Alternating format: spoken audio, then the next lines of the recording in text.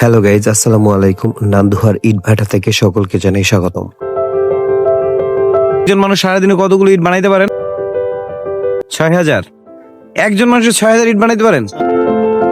বেশ কিছুদিন আগে আমরা মিয়ারহাট বাজারে যাওয়ার সময় নান্দুহার ইটভাটায় নেমে বেশ কিছু ভিডিও চিত্র ধারণ করেছি এবং সেখানকার কার্যক্রম এবং সকল কিছু তুলে ধরেছি এই ভিডিও চিত্রের মাধ্যমে। সম্পূর্ণ ভিডিও দেখার জন্য আমার সাথেই থাকবেন।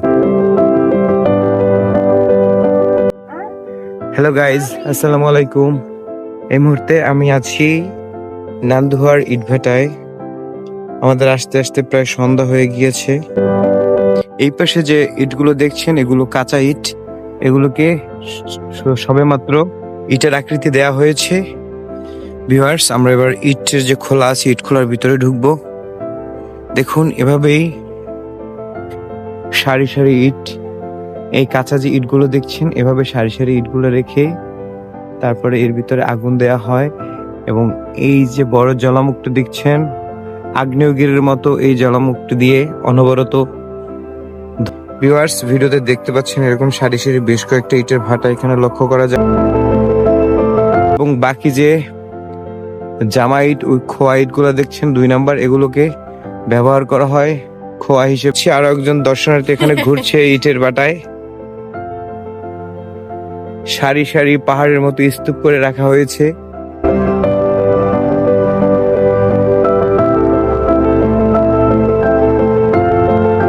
আমরা এখন যে স্তূপ করা পাহাড়ের মতো ইটগুলো রাখা আছে ওইগুলোর কাছে যাব। ভিউয়ার্স, দেখতে পাচ্ছেন লক্ষ লক্ষ ইট পুড়িয়ে বিক্রির উদ্দেশ্যে এই খালের পাড়ে রাখা হয়েছে।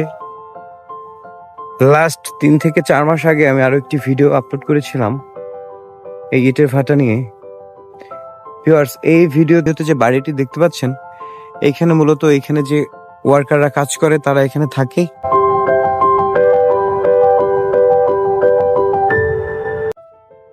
এটি হলো একদম সন্ধ্যা নদীর অববাহিকায় নান্দুহার গ্রামের মধ্যে অবস্থিত। এই জায়গাগুলো অনেকে লিজ নিয়ে তারপরে এই ইটের ভাটাগুলো করছে, অথবা কিছু কিছু আছে নিজস্ব অর্থায়ন এবং নিজের জায়গায় এগুলো করে থাকেন। ভিউয়ার্স, দেখতে পাচ্ছেন আমরা আছি একদম সারসিনা দরবার শরীফের ঠিক অপোজিটে। এই সারসিনার মিনারটি এখানে বসে স্পষ্ট দেখা যায়। ওই যে টাওয়ারটি দেখা যাচ্ছে, এটি হলো মিয়ারহাট বন্দর। আসসালামু আলাইকুম গাইস, আমরা এখন আছি ইটের ভাটায় কিভাবে আগুন জ্বলে একটু দেখানোর চেষ্টা করবো আপনাদের। দেখুন কি দাউ দাউ করে আগুন জ্বলছে ইটের ভিতরে। এক ভাই আছে আমার সাথে, ভাইয়ের সাথে একটু কথা বলার চেষ্টা করবো। ভাই, আসসালামু আলাইকুম। ওয়ালাইকুম আসসালাম। ভাই, একটু এইদিকে ঘুরেন, তাইলে আলোটা ভালো আসবে। ভাই, আপনার দেশের বাড়ি কোথায়? পিরোজপুর জেলা। পিরোজপুর জেলায়? আচ্ছা, এখানে আপনারা কন্ট্রাক্টে কাজ করেন? না, মাস বেতনে? ও আচ্ছা, যাক আলহামদুলিল্লাহ। তো এটা দায়িত্ব আছেন আপনি। এই যে এই আগুনগুলা যে জ্বালানো হয়, এগুলো কি দিয়ে জ্বালানো হয় ভাইয়া? কাঠ। কাঠ দিয়ে জ্বালান? হ্যাঁ। আচ্ছা, অনেক অনেক ভাটায় মনে হয় কয়লা দিয়ে জ্বালানো হয়, যেগুলো এই কয়লা আর কি। কয়লা দিয়ে এটাও জ্বালায়, কয়লাও আছে। আচ্ছা না? হ্যাঁ। আচ্ছা, তো প্রতিবারে এক একটা এই ভাটায় কতগুলো ইট পোড়ানো হয় আনুমানিক? এটা তো মনে করেন যে এক একটা রাউন্ডে মনে করেন 1 মাস লাগে। পড়তে 1 মাস পর্যন্ত পড়ে? এই আগুন 1 মাস পর্যন্ত জ্বলে? জ্বলে। এই আগুন জ্বলবে একদম 6 মাস পর্যন্ত। 6 মাস পর্যন্ত? হ্যাঁ। আচ্ছা, মাঝে মাঝে এগুলো খুলে খুলে কি দেখতে হয় না, অন্য কিছু দেন ভিতরে? কাঠ দিয়ে, কয়লা দিয়ে। এই ফাঁকে ফাঁকে দিয়ে দেন? আচ্ছা আচ্ছা, খুবই ভালো লাগলো ভাই আপনার সাথে কথা বলে। আমরা আরো একবার আসছিলাম, কিন্তু তখন আর কি এরকম জ্বলছিল না আর কি ভাটা, বুঝছেন? আর এই প্রতিগুলা যে এইগুলার ভিতরে এই করে না, এই ডাকনাগুলো জায়গায় তারপরে কাঠ। ও আচ্ছা, এই পাশে আপাতত চলতেছে না? হ্যাঁ, না, এই পেশায় আস্তে আস্তে পুড়ে যাইতেছি। হ্যাঁ। আর তারা কাঁচাটা আর দিচ্ছে মানে, ও আচ্ছা, এই মাঝখানে এরিয়া। হ্যাঁ হ্যাঁ।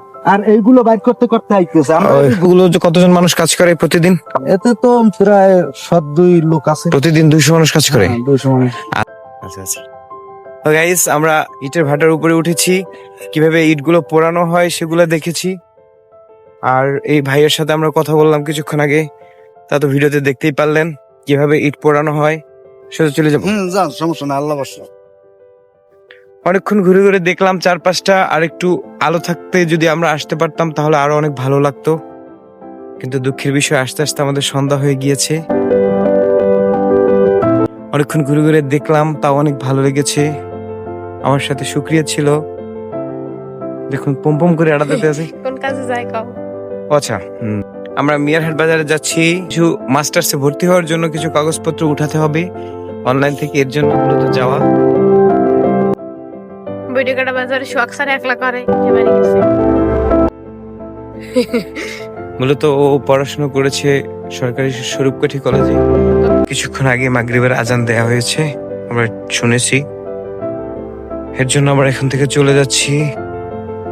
প্রতিদিন হাজার হাজার ইট এরকম শ্রমিকেরা তৈরি করে থাকে অক্লান্ত পরিশ্রম করে।